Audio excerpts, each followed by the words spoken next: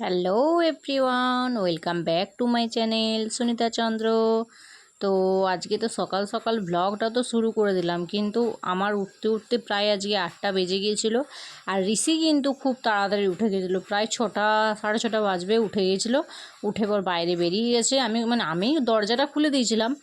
তো আমাদের এখানে তো তারপরেই নাকি বাঁদর ঝাঁপিয়ে পোল ফোল সব ফেলে একাকার, মানে লাইনের পোলগুলো আর কি উপরে তো যাচ্ছে তাই অবস্থা। তো সেই কারণে আমরা উঠে পর দেখতে চলে গেছে ওখানে। তো সবাই লোক জড়ো হয়ে গেছে পুরো, অনেক সকাল সকাল প্রচুর বাঁদর আসে এখানে, প্রচুর। তো বন্ধুরা, আজকে সকাল সকাল উঠতেও পারিনি, আর সকালে উঠের থেকে এত মাথা ঘুরোচ্ছে, এত গা হাত পা যন্ত্রণা করছে, জানি না কেন কি হলো। তো একটু তাড়াতাড়ি আজকে চান টান করে মাথায় একটু তেল নিয়ে তারপর ডাক্তারটা একবার দেখিয়ে আসি, মানে প্রেশার টেশার মাপিয়ে আসি, দেখি কম বেশি কি হয়েছে।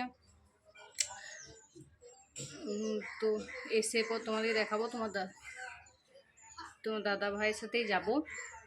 আর আমরা গেলে ঋষি তো দেখলেই ঝঁক করবে, যেহেতু টোটোয় যাব ঋষিকে নিয়ে যাওয়াই যায়, কিন্তু প্রচুর গরম রোদ, তো দেখি কি বলে। আর ঠাম্মির কাছে রেখে গেলে হবে না, ঠাম্মি রান্না করবেন, ওকে দেখবে, তো দেখি ওকে নিয়েই যেতে হবে আশা করি।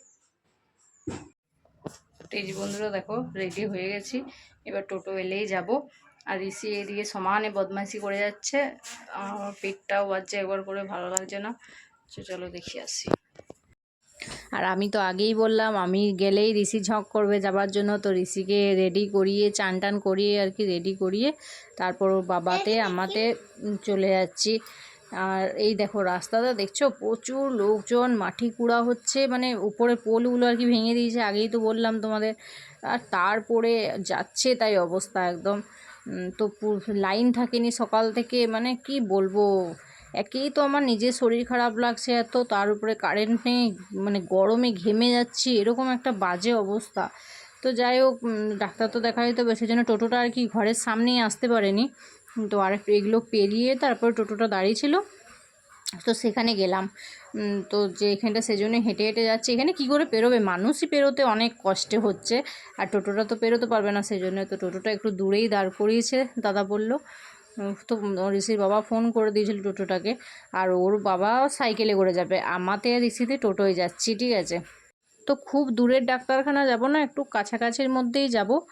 তো জাস্ট প্রেশারটা আর কি মাপাবো, এতটা মাথা ঘোরাচ্ছিল সকাল থেকে উঠে, ভালো লাগছিল না, পুরো গাটা ঝিমঝিম করছে, হাত পা ব্যথা, পেটে ব্যথা। তো এই যে দেখো ডাক্তারখানা চলেও এসেছি, এই দাস ফার্মেসি, এটা মানে হোমিওপ্যাথি ওষুধের দোকান, ঠিক আছে। ওই টুকটাক কাজে আমার হোমিওপ্যাথি হয়, কিন্তু আমার কিন্তু হোমিওপ্যাথিতে লাগে না, যখন বড় সড়ো ঠান্ডা ফান্ডা লাগে তখন কিন্তু আমাকে অ্যালোপ্যাথি খেতে হয়, আর অ্যালোপ্যাথি ওষুধ না আমি গিলে খেতে পারি না, সেজন্য বেশিরভাগটা হোমিওপ্যাথি দেখাবার চেষ্টা করি। তো ডাক্তার ফাক্তার দেখিয়ে এসে এখানে ভাবলাম, এখন ট্রেন্ডিংয়ে প্রচুর রিলস চলছে, তো রিলস টিলস তো বানাতে হবে দেশভক্তি গানে। তো সেই কারণে কিছু জিনিস নিয়ে নেবো। এখানে দেখো প্রচুর জিনিস নামানো রয়েছে, এখানে পতাকা রয়েছে, তারপরে হাতের ব্যান্ডগুলো রয়েছে, এই যে এগুলো রয়েছে, এগুলো একটা নেব।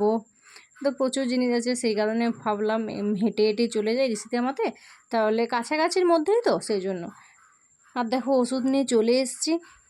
ছোটো ছোটো ওষুধের ডিবেগুলো দিয়েছে, বেশ ভালোই বটে। আমার তো এমনিতেই হোমিওপ্যাথিক ওষুধ খেতে সবারই ভালো লাগে, বাচ্চা থেকে বড়ই বলো, কিন্তু যেহেতু পেটে ব্যথা করছে সেজন্য একটু ওষুধ দিয়েছে।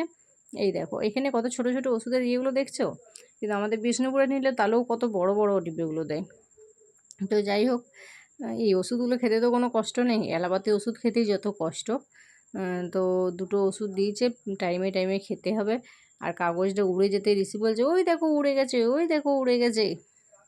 আর সারাদিন তো আমি রান্নাবান্নাও কিছু করতে পারিনি, সেরকম কিছু করতে পারিনি, বলছি না শরীর প্রচণ্ড খারাপ, মানে এত ক্লান্ত লাগছিলো, সবসময় শুয়ে থাকছি। আর ঋষি তো বদমাইশির একবারে 1 নম্বরে আছে, সারাক্ষণ বদমাশি করে যাচ্ছে, আমার পেটের উপরে চেপে যাচ্ছে বালিশগুলো দিয়ে। আর ঘর বিছানা দেখেছো একদম অবস্থা করেছে, কিন্তু কিছু করার নেই, আমি আজকে পারবো না কিছু করতে। তো চলো বন্ধুরা, টাটা, আজকে এই পর্যন্তই, সবাই ভালো থেকো।